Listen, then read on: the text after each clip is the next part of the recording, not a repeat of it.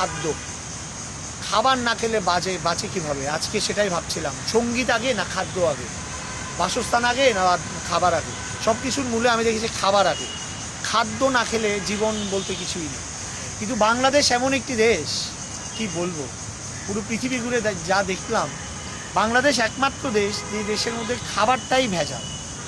অন্য কিছুর কথা আমি জানি না, বাতাসের কথা আমি জানি না, খাবার যখন মুখে আসে ওই খাবারটা, প্রতিটা খাবার, ব্যবসায়ী সিন্ডিকেট হোক, রাজনৈতিক প্রেক্ষাপট হোক, মানুষের চিন্তা ভাবনা হোক, কেন জানি আমরা একজন আরেকজনকে ভেজাল খাবারটাই এগিয়ে দিচ্ছি। তো আমরা একটা কথা বলি, ইউ আর হোয়াট ইউ ইট। আপনি যাহা খাচ্ছেন আপনি তাহাই। তো যেখানে আপনি ভেজাল খাচ্ছি, তো আমি ভেজাল মানুষ হব না তো আর কি হব? আর যেখানে ভেজাল মানুষ সেখানে ভেজাল সৃষ্টি, আর যেখানে ভেজাল সৃষ্টি সেখানে ভেজাল জীবন, আর যেখানে ভেজাল জীবন সেখানে ভেজাল মরণ।